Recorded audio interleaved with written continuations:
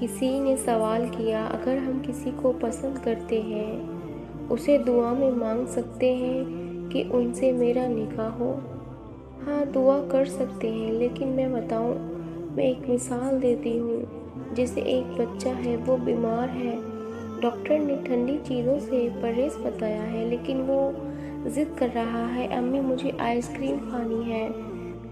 امی سمجھتی ہے، لیکن وہ بہت ضد کرتا ہے، مانتا ہی نہیں، اسے آئس کریم دلا دیتی ہیں۔ پھر کھانے کے بعد اس کا جو حال ہوتا ہے اس کا وہی ذمہ دار ہوتا ہے۔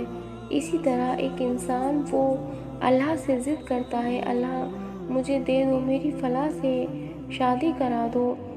وہ مانگتا رہتا ہے، ضد کرتا رہتا ہے، پھر اللہ اسے وہی دے دیتے ہیں۔ پھر شادی کے بعد جو بگاڑ ہوتا ہے اس کا انسان ہی ذمہ دار ہوتا ہے، اور اکثر ایسا ہوتا ہے کہ پسند کی شادی یا پھر ضد سے کی جانے والی شادی آگے سکسیسفل نہیں ہوتی ہیں۔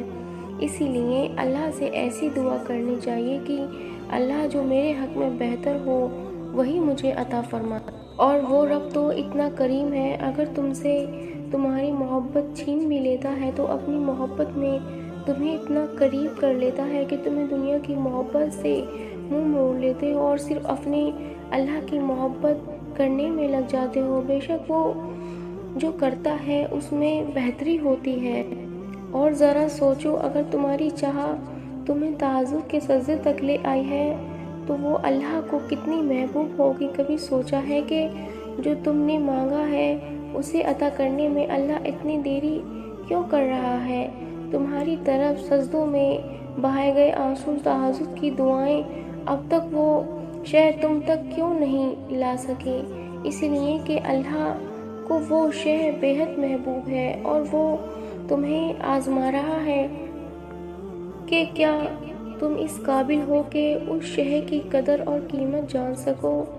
کیا تم اس قابل ہو کہ اللہ کی اس محبوب شے کی اس طرح قدر کر سکو؟ تمہاری چاہ کتنی سچی ہے یہ اللہ جانتا ہے، مگر وہ تمہیں احساس دلا رہا ہے کہ تم اس سے شہر کے بغیر کتنے ادھورے ہو، اور اسی طرح وہ تمہیں خود تک لا رہا ہے۔ تہجد کا سجدہ کوئی عام سجدہ تو نہیں ہے۔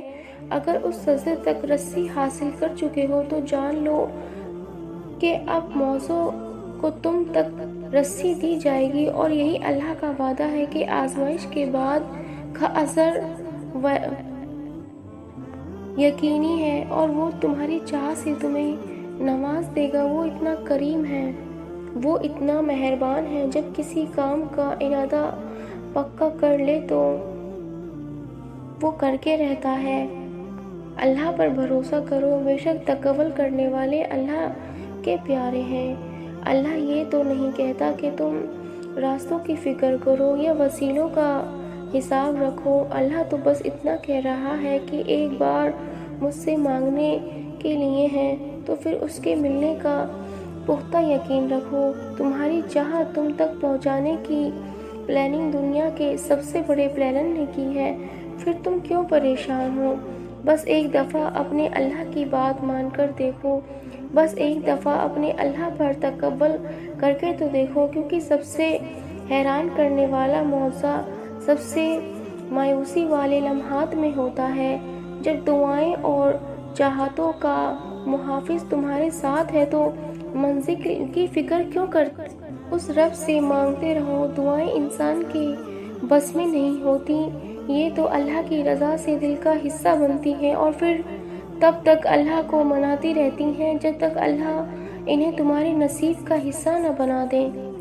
اور کیا تم جانتے نہیں کہ دعائیں نصیب کا مقابلہ کرنے کی قدرت رکھتی ہیں، اور وہ دعائیں تو نصیب سے بھی زیادہ طاقتور ہوتی ہیں جو بار بار دہرائی جاتی ہیں، جن کا تسلسل وقت کے ساتھ بڑھتا چلا جاتا ہے۔ اس لیے جب کوئی چیز تمہارے نصیب کا حصہ نہیں ہوتی تو اللہ تم سے اس چیز کو اپنا بنانے کے لیے وقت بڑھا دیتا ہے، تاکہ تم اس سے اتنا مانگو کہ نصیب وہ چیز تمہیں دینے پر مجبور ہو جائے۔ اسی طرح اللہ تمہاری دعاؤں کو نصیب پہ فتح دیتا ہے۔ دعا اللہ کی رضا کا حصہ ہے، اور اگر تمہاری دعائیں قبول نہ ہونی ہوتی تو اللہ دعاؤں کے جانب تمہارے دل کیوں پھیرتا؟ تکبر رکھو، کیونکہ توکل کرنے والوں کے لیے اللہ ناممکن ذریعوں سے ایسے ممکن موضوع لاتا ہے جنہیں دیکھ کر عقل دنگ رہ جاتی ہے۔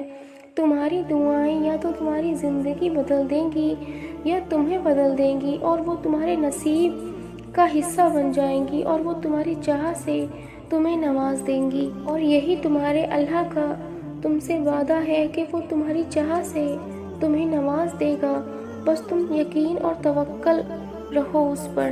اور دعائیں بہت خاص اور اہم ہوتی ہیں، ان کو بے فائدہ نہ سمجھا کریں۔ جب اللہ تعالیٰ دعائیں قبول کرتا ہے نا تو نصیب کا لکھا بھی بدل جاتا ہے، تو یقین کے ساتھ دعا کریں، وہ دعا ضرور قبول کرتا ہے۔ اور دعا کی طاقت کو کم نہ سمجھنا، ایک دعا ہی ہے جو تقدیر بدل سکتی ہے اور چاہ سے نواز سکتی ہے۔